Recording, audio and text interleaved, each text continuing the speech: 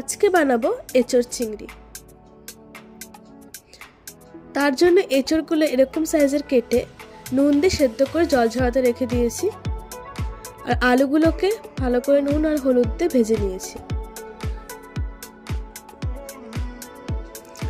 আর এখানে চিংড়িগুলো নুন আর হলুদ দিয়ে হালকা করে ভেজে নিয়েছি। এবার কড়াইতে আবার তেল দিলাম। এবার আমরা সেদ্ধ করে রাখা এঁচড়গুলো ভেজে নেব।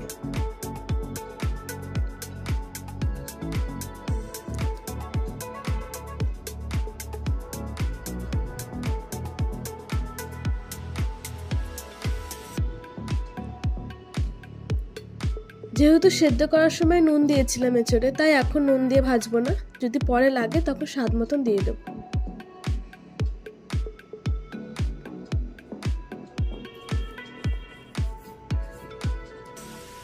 এঁচড়গুলো ভালো করে ভেজে একটা আলাদা পাত্রে তুলে রাখবো।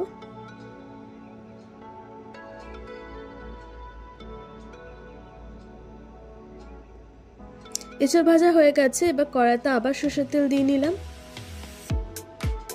তার মধ্যে এবার দেবো জিরে ফোড়ন আর তেজপাতা ফোড়ন। এঁচড় ভাজার সময় পেঁয়াজ, একটা গোটা পেঁয়াজ, রসুন আর আদা আর কাঁচা লঙ্কা বেটে রাখা হয়েছিল, সেটাই তেলের মধ্যে দিয়ে দিলাম। আর এখানে টমেটো কুচি দিলাম। টমেটো দেওয়ার পর অল্প একটু নুন দিয়ে ঢেকে রাখবো, টমেটোগুলো সেদ্ধ হয়ে যাবে। 2 মিনিট ঢেকে রাখার পর টমেটোগুলো সেদ্ধ হয়ে গেছে। তার মধ্যে এবার জিরে গুঁড়ো দিলাম আর অল্প কাশ্মীরি মির্চ আর অল্প হলুদ গুঁড়ো।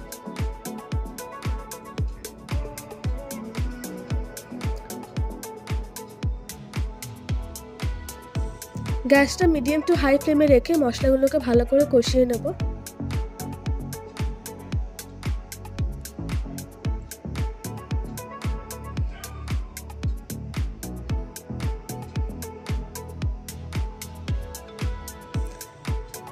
মশলা থেকে তেলটা মোটামুটি ছেড়ে এসেছে। এবার এঁচড় আর আলুটা দিয়ে আবার ভালো করে কষিয়ে নেব মশলার সাথে।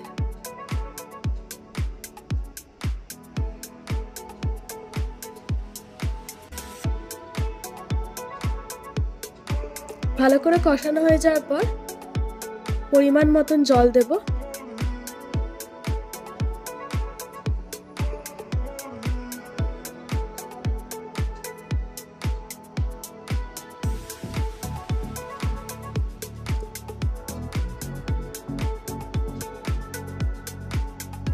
এই রেসিপিটা একটু ঝোল করতেও পারেন বা একটু গ্রেভি টাইপস, একটু মাখা মাখা হলেও ভালো লাগে। জল দেওয়ার পর এবার চিংড়ি মাছগুলো উপর দিয়ে ভালো করে ছড়িয়ে দেব।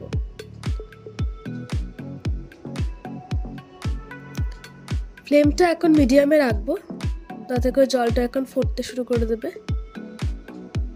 সো আমাদের জল ফোটা আরম্ভ হয়ে গেছে। এবার আমরা শাহি গরম মশলা উপর দিয়ে ছড়িয়ে দিলাম।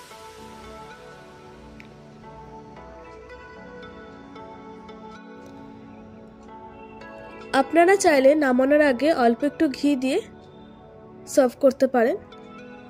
রান্না আমাদের কমপ্লিট। এবার এটাকে একটা আলাদা পাত্রে বেড়ে নিলাম। এই রেসিপিটা আপনারা অফকোর্স বাড়িতে ট্রাই করবেন, খুবই সুস্বাদু খেতে হয়। গরম গরম ভাত আর এঁচড় চিংড়ি জাস্ট দারুণ লাগে। আর এরকম আরও রেসিপি দেখতে চাইলে আমার চ্যানেলটা লাইক, শেয়ার আর সাবস্ক্রাইব করে দেবেন। এরকম আরও রেসিপি আসতে চলেছে।